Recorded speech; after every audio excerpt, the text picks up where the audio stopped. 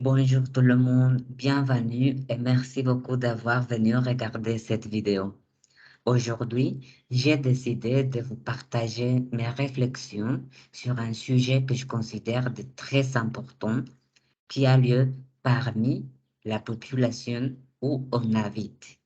Je veux dire, une des conséquences de ne pas parler et de sous-estimer la puissance de nos émotions. Il y a 2 semaines, le 12 novembre, au lever du jour, je me souviens très bien, j'étais très étonnée quand j'ai lu la nouvelle que vous pouvez voir sur votre écran. Le 8e suicide survenu dans la région. Et je veux souligner le mot 8e parce que bien sûr, il y avait plus d'autres.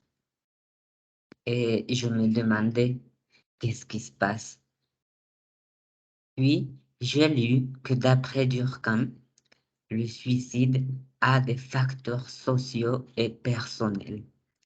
Et Bourdin, pour sa part, nous dit que le suicide, c'est un acte d'aliénation, c'est mental, c'est-à-dire que ça a à voir avec l'esprit et avec nos idées.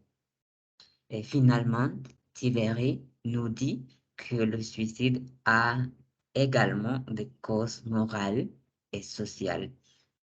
Et on peut voir que ces causes proposées partagent l'idée liée aux émotions. En 1983, Gardner a proposé sa théorie qu'il a appelée les intelligences multiples. Et il a décrit l'intelligence intrapersonnelle euh, comme laquelle que l'on utilise pour se connaître soi-même et l'intelligence interpersonnelle comme l'habilité de bien établir contact avec les autres. En 1990, Salovey et Mayer ont proposé la définition de l'intelligence émotionnelle.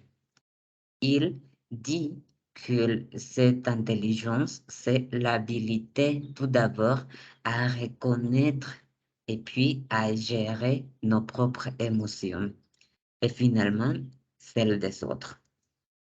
Ici, quand on parle du mot émotion, on va le comprendre comme la séquence de changements intervenant dans 5 systèmes organiques, c'est-à-dire le système cognitif, psychophysiologique, moteur, dénotationnel et moniteur.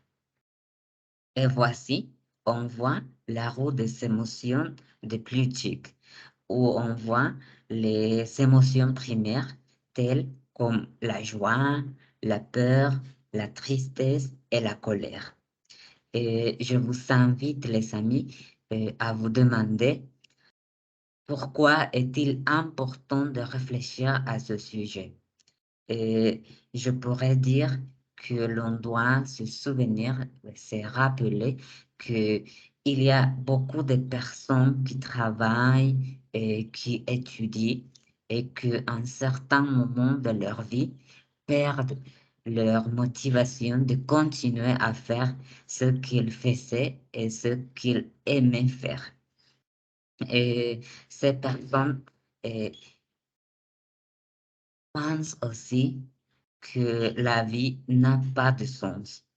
Et comme on a vu, d'autres personnes prennent la décision de se tuer. Et c'est pour ça que je pourrais dire que la réflexion sur ce sujet nous permet de réussir nos projets de vie, nous permet de développer un état de bien-être et finalement de comprendre la condition humaine. Et pour finir, je voudrais vous partager ce que j'ai appris comme une personne avec des émotions telles comme vous, comme les autres personnes.